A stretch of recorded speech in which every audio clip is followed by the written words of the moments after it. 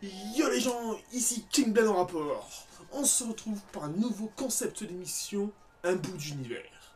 Le but ici est de faire de la philo à travers un livre. Dans ces cas-ci, celui-là, le livre d'Emmanuel Macron, Révolution. Hop. Donc le but ici est de faire la philo à travers un livre. Le livre que j'ai dans ma main va me servir de base pour me donner un point de vue suivi de mon point de vue. Je vais donc décrire quelques concepts dans ce livre et je vais donner mon avis dessus. Je vais essayer de respecter l'ordre du livre, peut-être même au détriment du sens. Ça veut dire que je vais parler selon le sens du livre. Au suite des chapitres de ce livre, choisis par l'auteur, ça veut dire notre président de la République, je vais essayer de traduire le plus fidèlement possible sa manière de penser sur le thème du chapitre qu'il a choisi, et ensuite expliquer le mien, voire même parfois nos désaccords. Commençons sans plus attendre par le premier chapitre, où Emmanuel Macron explique ses origines, qui vont forcément influencer son point de vue. Et il dit, dès le début du livre, donc page 17...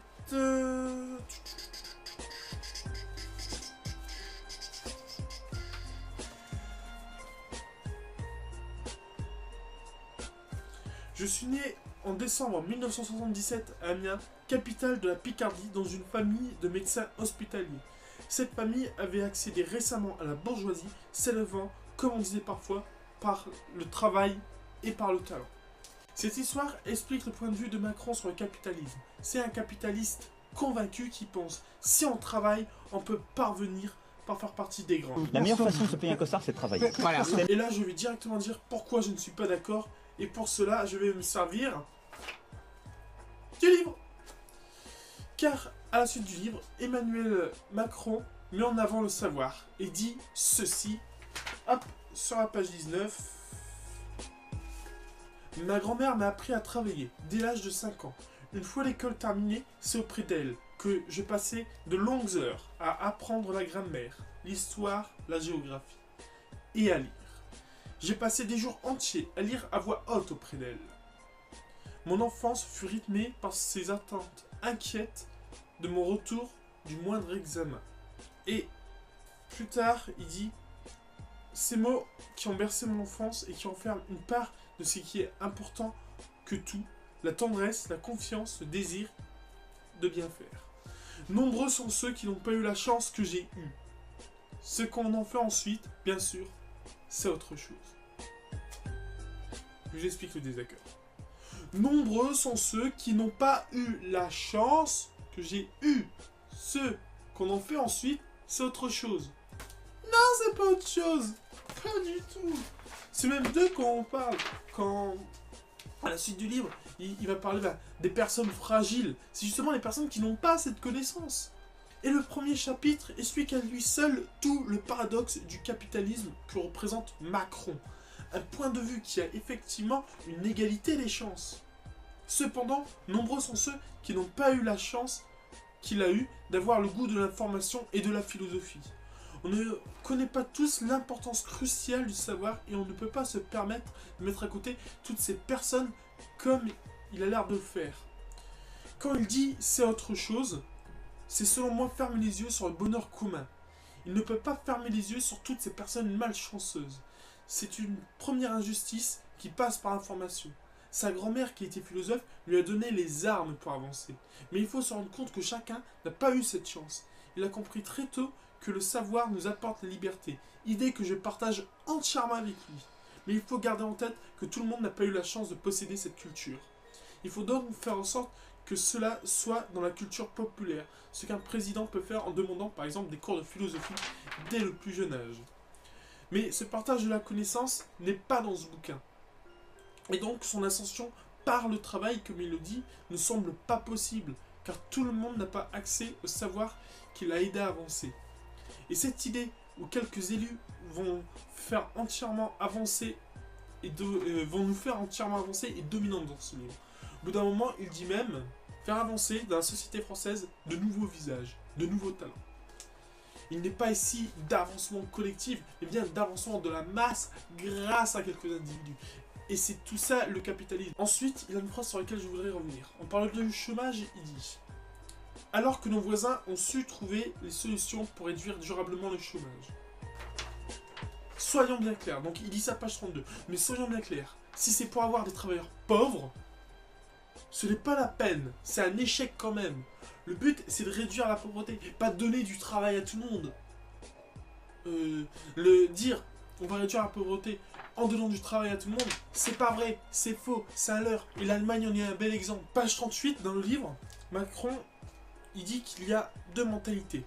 Celle de la domination, des passions tristes, de la défiance, de la désunion, une certaine forme de mesquinerie et parfois de bassesse.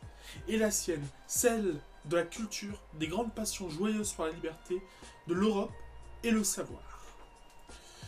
Ensuite, encore plus loin dans le livre, il dit, page 42, « Si par libéralisme on entend confiance en l'homme, alors je veux bien être qualifié comme libéral. » Alors que le libéralisme, comme on le sait tous, a pour conséquence directe l'accumulation des richesses par quelques-uns au détriment des autres. Ensuite, il explique ses idées sur la droite et la gauche. Pour enfin dire, donc, je passe cette idée parce que la droite et la gauche, c'est un grand débat. Tout le monde a... Enfin, il y a plusieurs façons de voir les choses et c'est pas intéressant à traiter. J'ai pas trouvé ce passage fortement intéressant, donc je le passe. Ensuite, il dit, page 42. Aujourd'hui, les grandes questions qui traversent notre époque sont le rapport au travail, profondément bouleversé par la question environnementale et numérique. Bon, le travail est surtout choqué par le fait qu'il n'y a plus rien à reconstruire, et donc que la production ne grandit plus constamment, et donc on a besoin de moins d'aide. Il y a besoin de moins de main-d'œuvre. Dans une France où on a moins besoin de main-d'œuvre, dans une France où il y a de plus en plus de monde. C'est ça qui crée le travail. Et j'irai même plus loin que lui. Je dirais, aujourd'hui, la question principale est comment on va répartir les ressources, comment on va répartir les richesses, comment on va répartir l'argent. Dans un monde où le système capitaliste ne fonctionne plus. Ça fonctionnait pendant qu'on était en croissance. Mais maintenant qu'on n'est plus en croissance, que certains prennent même la décroissance, ce système est arrivé au bout de ses limites. Donc, comment va-t-on faire pour distribuer tout ça? En gardant en tête qu'avant la répartition se faisait naturellement par le salaire. C'était ça la rémunération des personnes. Or, cela ne marche plus. Ensuite, Emmanuel Macron parle de grandes transformations, notamment écologiques. Bon, par rapport à la France insoumise, je trouve que c'est un peu moins ambitieux, mais ça reste sympathique. Il a également le chapitre « La France que nous voulons » que je trouve particulièrement intéressant. On est tous les deux d'accord sur le fait qu'il faut changer l'éducation nationale. Dans la catégorie des bonnes idées, il y a aussi l'idée de permettre à l'énergie de chacun de se développer. Hop, en vérité, cela est déjà possible, notamment dans les écoles. Les soucis peuvent déjà se développer, mais le souci, encore une fois, c'est le savoir. Je suis sûr qu'aucun d'entre vous ne sait que l'on peut créer des clubs dès le collège avec l'autorisation d'un professeur, et une fois au lycée, une seule personne majeure suffit. Encore une fois, si l'information n'est pas présente, personne ne peut progresser, personne ne peut agir. Emmanuel souhaite que les Français puissent changer le pays. Mais s'ils ne connaissent pas les moyens de le faire, on va rentrer dans la paralysie qu'ils souhaitent apparemment combattre. La priorité est donc également d'apprendre leurs droits aux personnes, notamment celles qui font vivre la société, comme le droit de réunion et d'organisation, qui est l'un des droits les plus importants qui existent. Également savoir comment on peut recevoir de l'aide de l'État, notamment dans les locaux. Par exemple, de créer un club dans le lycée, c'est prendre le lycée, l'établissement dans le lycée, comme prétexte de réunion pour les personnes qui y résident. Ensuite, l'un des chapitres les plus intéressants de ce livre, le chapitre 6, Investir dans l'avenir. Il considère qu'il y a 3 domaines prioritaires pour l'investissement public. Le premier est le capital humain. Et il dit même que cela passe par la formation continue. Mais alors, qu'est-ce que cette formation continue? Aucune idée. Est-ce que c'est une insertion professionnelle? Est-ce qu'on va apprendre d'autres trucs comme comment être utile à la société? Comment faire une entreprise? L'importance du savoir et des bonnes habitudes? Et voire même, pourquoi pas, de la philosophie? Bon, probablement pas. Et pourtant, cela serait bien utile pour toute la société. En tout cas, il parle de simplifier pour encourager et pas décourager afin de permettre l'innovation. Donc cela reste sympathique, mais on reste dans le flou. Le deuxième des investissements est l'investissement public, qui semble être une récompense de la vertu, notamment sur la question écologique. Et enfin, le troisième investissement est la fibre numérique partout en France. Donc, dans un monde où Internet est au centre de tout, je pense que c'est une bonne chose. Et pourquoi pas même se servir d'Internet pour faire vivre la démocratie. Il y a quelques phrases que j'apprécie, ou pas dans ces pages qui suivent. Donc, sur la page 86. Je lis l'extrait, page 86. Les Allemands comptent 5 fois plus de robots que chez nous et ont su préserver beaucoup plus d'emplois industriels. Ils ont actuellement un taux de chômage quasiment égal à la moitié du nôtre. Donc, encore une fois, c'est pas parce qu'on le dit plusieurs fois que ça devient vrai. C'est pas parce que l'Allemagne a beaucoup moins de chômage chez nous que la pauvreté en est diminuée. Et c'est pas parce qu'on va le répéter plusieurs fois, comme quoi le fait qu'il n'y a pas de chômage, c'est bien, que ça va devenir vrai. C'est faux. C'est la pauvreté qu'il faut éradiquer, c'est la misère qu'il faut éradiquer, pas le chômage. Ne pas se tromper de combat. En France, aujourd'hui, les entreprises passent trop de temps à essayer de comprendre les changements des lois incessantes. Une fois une réforme engagée, ne modifions plus les mesures prises et laissons-les s'appliquer avant de les évaluer. Engageons-nous à ne pas modifier plusieurs fois le même impôt durant un quinquennat. C'est vrai que cela simplifierait les règles, se dire que l'entreprise n'a pas à se mettre à jour, à avoir une action de veille importante, surtout pour les PME.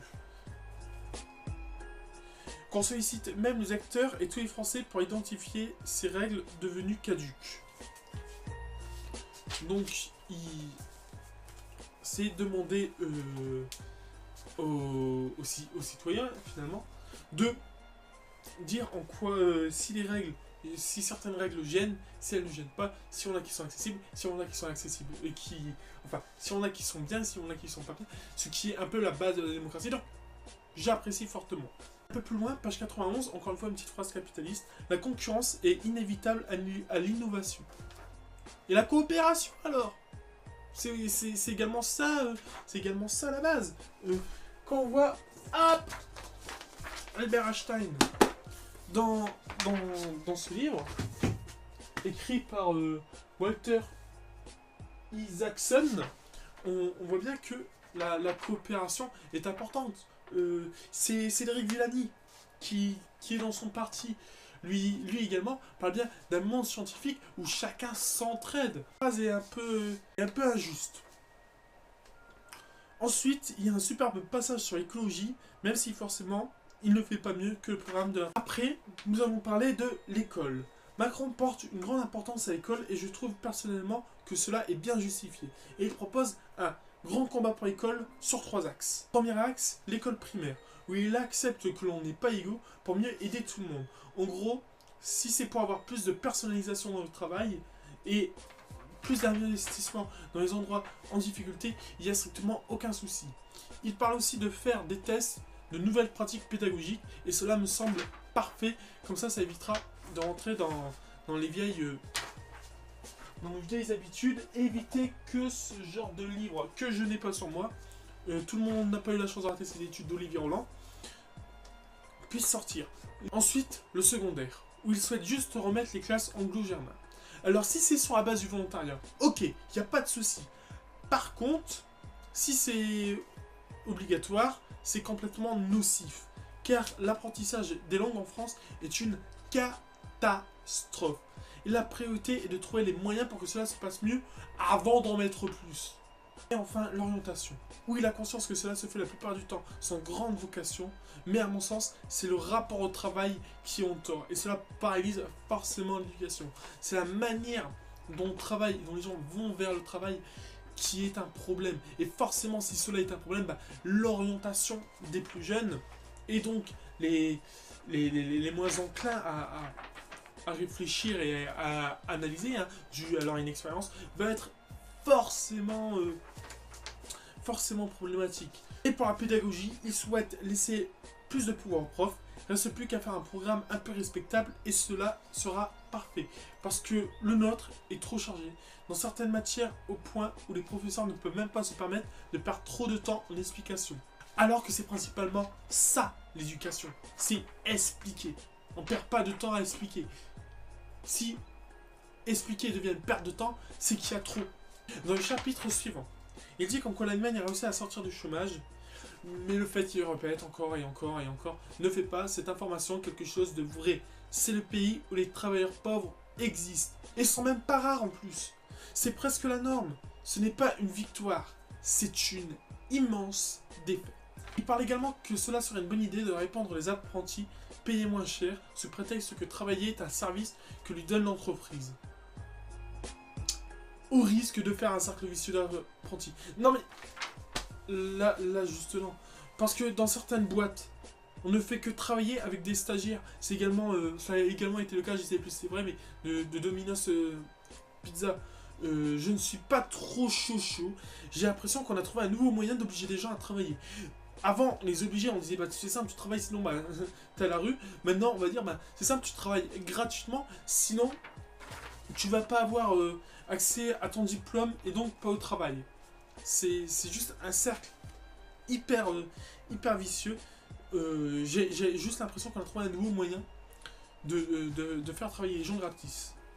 Dans un monde où le salaire est la principale source de revenus, il faut à tout prix que les salaires soient dépensés. Il faut à tout prix encourager les salaires.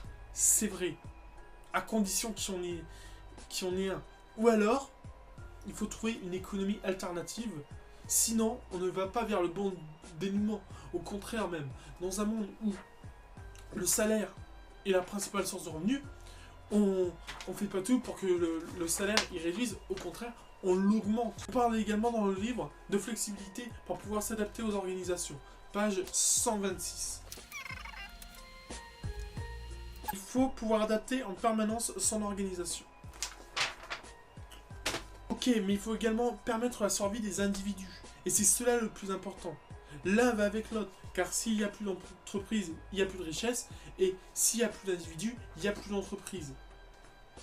Mais s'il y a trop de pauvres, la richesse créée ne sert à rien. Si toute la richesse créée va dans les mains de quelques-uns et ne fait pas vivre l'économie, cela ne sert à rien. Et encore une fois, une bonne répartition des richesses peut permettre d'améliorer les deux, comme le propose le mouvement 17-17. Oh, il y a un chapitre qui s'appelle « Faire plus pour ceux qui ont le moins ». Page 137. Hop.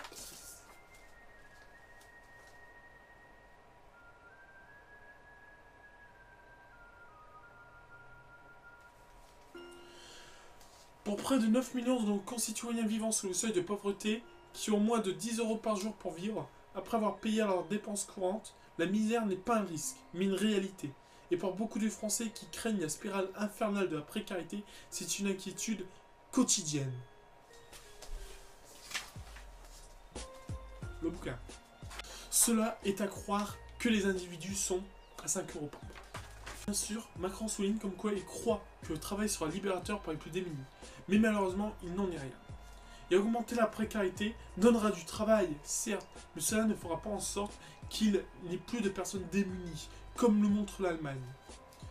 Et encore une fois, pour montrer que mes idées sont cohérentes, il dit comme quoi les Français sont les recordman des pathologies qui demandent de la prévention, notamment parce que les connaissances ont du mal à circuler, page 143. Encore une fois, on voit l'importance de l'information et le besoin de transmission de celle-ci. Pour aller plus vite, parce que la vidéo commence à être longue, je rajoute comme quoi Emmanuel Macron croit fortement en Europe. Mais il ne faut pas perdre de vue qu'au niveau démocratique, l'Europe n'est pas au top. Il faudrait peut-être commencer par la rendre plus démocratique avec plus de référendums respectés notamment. Enfin, le dernier chapitre s'intitule « Rendre le pouvoir à ceux qui font ». Notamment parce que les personnes qui sont sur le terrain sont le mieux placées pour prendre des décisions. Et que les personnes qui sont dans les bureaux ne savent pas forcément ce qui se passe en bas et que ceux qui sont en bas sont parfois mieux placés pour prendre des décisions. C'est ce qu'il appelle l'information qui monte vers le haut. C'est ceux qui vont dire à la direction ce qui doit être fait.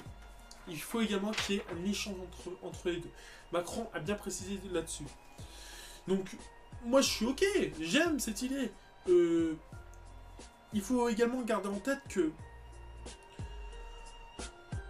pour que les personnes en bas puissent dire la décision, il faut également que ceux qui sont en haut acceptent de prendre cette décision.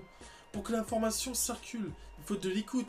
Et forcément ne pas humilier ceux qui ne sont pas d'accord pour qu'ils puissent avoir débat. Il faut qu'il y ait débat. Il ne m'a pas échappé que ces derniers jours ont été marqués par de nombreux débats sur le sujet du budget de la défense. Je considère, pour ma part, qu'il n'est pas digne d'étaler certains débats sur la place publique. J'ai pris des engagements. Je suis votre chef. Les engagements que je prends devant nos concitoyens et devant les armées, je sais les tenir. Et je n'ai à cet égard besoin de nulle pression et de nuls commentaires. De mauvaises habitudes ont parfois été prises sur ces sujets, considérant qu'il devait en aller des armées comme il en va aujourd'hui de nombreux autres secteurs. Je le regrette. J'aime le sens du devoir. J'aime le sens de la réserve qui a tenu nos armées où elles sont aujourd'hui. Et ce que j'ai parfois du mal à considérer dans certains secteurs, je l'admets encore moins lorsqu'il s'agit des armées. T'as gâché en même pas 6 mois de présence tout ce que t'as dit. C'était le dernier chapitre. Bon, on va rester sur le bouquin. Hein, je crois que... Mais il commence à avoir un gros souci de confiance. Pour résumer, l'idée que l'on vient de voir dans cette vidéo est le capitalisme libéral, avec le souci d'avoir comme solution que la flexibilité et le pari sur quelques têtes pour pouvoir grandir le monde, au lieu de développer une intelligence collective. Ce que je reproche économiquement à Macron est la même chose que je reproche à l'Allemagne. Le travail n'est pas épanouissant s'il a comme unique fin la survie, surtout que les salaires de pauvres sont souvent les plus désagréables à faire. Maintenant, il ne faut pas oublier qu'on est tous dans le même bateau. Et après avoir donné l'objectif du projet, quand on est dans une organisation, l'appréciation en plus du résultat et aussi le quotidien. Je prends l'exemple de certains clubs sportifs qui s'en foutent complètement du résultat. Des fois, c'est la route qui compte, la manière et la manière de travailler. Mais je ne peux pas m'empêcher de continuer à penser que la personne qui a écrit ce livre a également la volonté de régner en chef incontestable. Il a déjà invité les députés à la censure et souhaite éviter les débats et les changements d'avis au sein de son mouvement, comme le montre l'ordre de voter pour les lois que le gouvernement a données et de refuser ceux des autres. Personnellement, ces problèmes sont assez importants pour que j'ai voté blanc. Et j'ai de plus en plus l'impression que j'ai bien fait, car encore une fois, l'Allemagne n'est pas un exemple à suivre. Au contraire. Maintenant, je vous invite, vous aussi, à lire ce livre, peu importe quelles sont vos croyances politiques, tout bonnement parce que je trouve que ça qui reste intéressant, qui montre une certaine vision du monde. J'ai essayé tout le long de la vidéo de donner une image fidèle d'Emmanuel Macron et de sa politique, me basant sur l'image la plus positive de lui, car c'est lui-même qui a écrit ce livre. Voilà, la vidéo est terminée, j'espère que celle-là vous a plu. Si c'est le cas, n'hésitez pas à vous abonner à la chaîne, à mettre un gros pouce bleu et à partager la vidéo. Surtout, si vous avez des idées dans les commentaires, si vous avez l'impression que j'ai donné une vision de Macron pas du tout fidèle à ce qu'a représenté le livre, n'hésitez pas à me le dire dans les commentaires. J'ai peu d'abonnés, donc c'est une opportunité pour avoir un débat. Sur ce, je vous laisse. À plus les gens.